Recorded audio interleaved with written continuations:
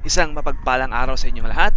Halina't samahan niyo kaming mamamana. Kasama ko si Enrico Esperat ng Aquagan Spergan at si Kapitan Dave Sumili ng Katas ng Espada. Saan ka doon, Lord? Gusto talaga nun. Kailan? Ang plano namin ngayon ay pupunta sa mga fish aggregating device or yung tinatawag na payaw. Meron kaming katian or decoy na isda na ginawa ni Enrico. Tapos ibinaba niya na yung decoy pagdating na malapit sa mga fads or payaw. At pagdating namin sa spot, ito yung example ng payaw. Bumaba agad si Enrico at tinitingnan niya kung may sumasabay ba sa decoy gaya ng mga pelagic na isda, yung mga tangigi, wahoo, or mga rainbow runner. At kung sakaling wala namang sumabay, ay i-check namin yung mga habong. Yung habong, yung tinatawag naming habong is mga dahon ng niyog na nakatali doon sa mga payaw. Nagsisilbi siyang silungan ng mga maliliit na isda. Kaya tinitingnan namin kasi minsan may mga naghahunt din dyan ng mga pelagic, gaya ng mga sulinaw. Meron ako nakitang isa, tinry kong lapitan at nang makukuha ko ng range, tinira ko na. Ayun. Ang likod hindi tinamaan. Dito ay may nakita kong mga barnacles na nakadikit dun sa payaw.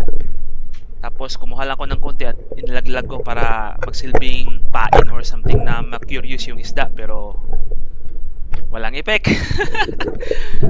Kung sakaling wala namang isda ay palipat-lipat kami ng payaw. Akyat baba doon sa bangka.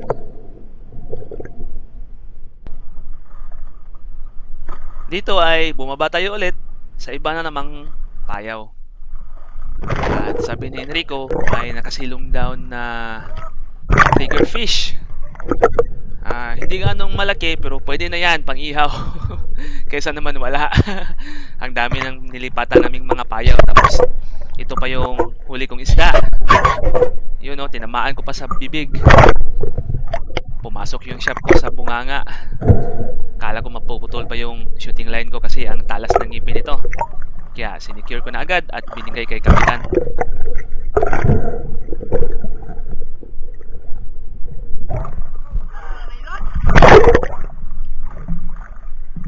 Mo lagi siya putol.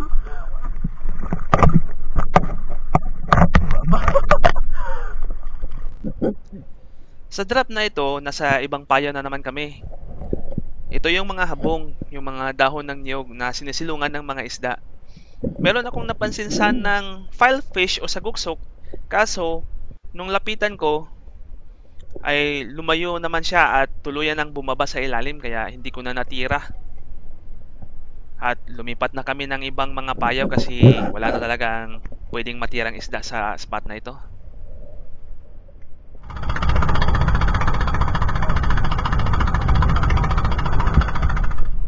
Balhin ta kay mingaw ang payaw.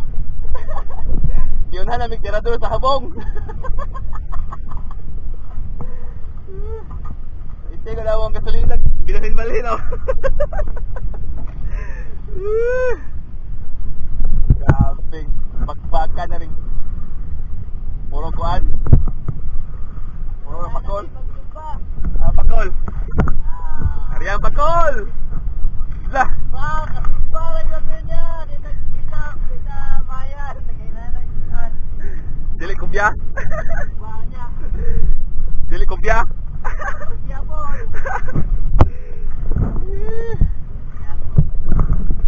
Grabe. Abot sa round. May spot na yung Master Uli, volunteer eh.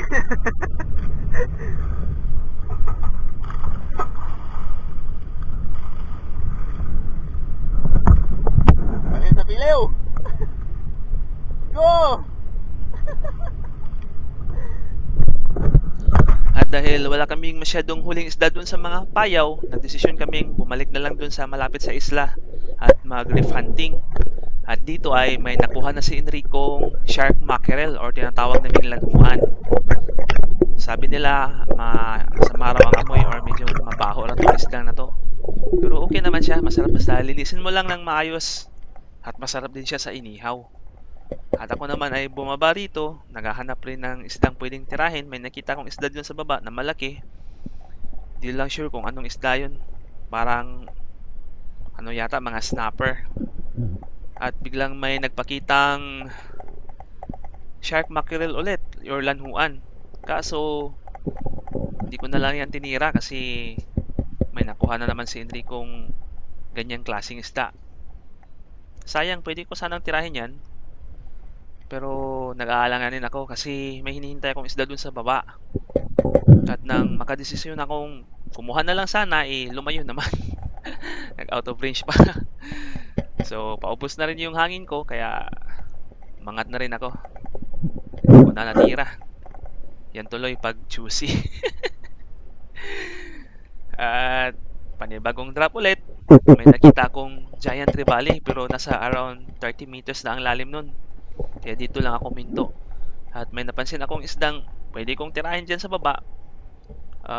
Yan na lang yung tinira ko kaysa wala naman akong matira o maibalik pataas. Pamasahe na lang. Yun oh. Tinamaan.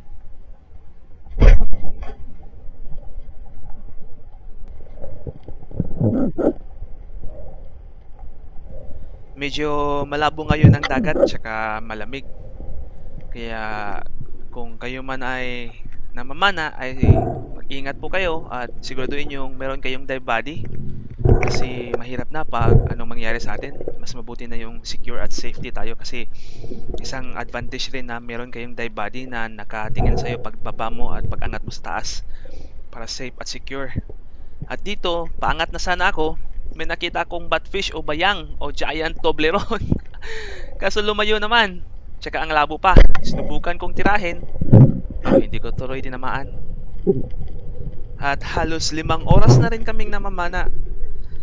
At sa drop na ito, hindi pa nga ako nakakalapag. May napansin akong School of Rainbow Runner. Kaya pumili agad ako ng malaki. Tiyempo namang yung nauna pa ang malaki. Kaya nung makakuha ko ng range ay tinira ko na. Yun oh. Sa pool pero napataas pa yung tama. Kaya hinila niya yung shooting line ko. At hinigpitan ko lang ng konti para hindi niya isabit dun sa baba. At dahan-dahan ko rin ni-retrieve para hindi siya mapunit kasi hindi maganda yung placement ng tama. Kasi masyadong malabo. Kaya dahan-dahan akong umangat.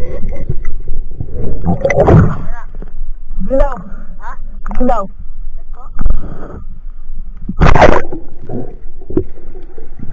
At dito ay bumaba si Enrico para i-check yung huli kong isda kung maganda ba yung placement ng tama. At nang makita niya ang gold holding shot ay tumuloy siya sa baba kasi yung mga kasama ng isdang ito ay nasa baba lang. Kaso nang pagtira niya hindi niya tinamaan. Sayang, better luck next time, bye. At nang humina na yung isda, dahan-dahan kong nilapitan at hinaplot yung buntot at sinecure. Yan oh.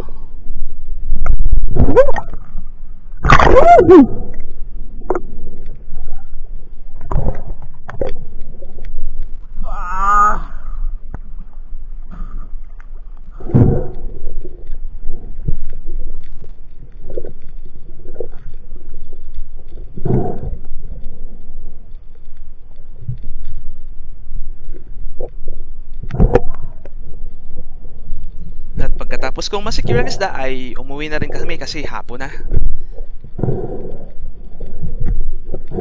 Palubog na yung araw at ang ganda talaga ng sunset. Yan oh.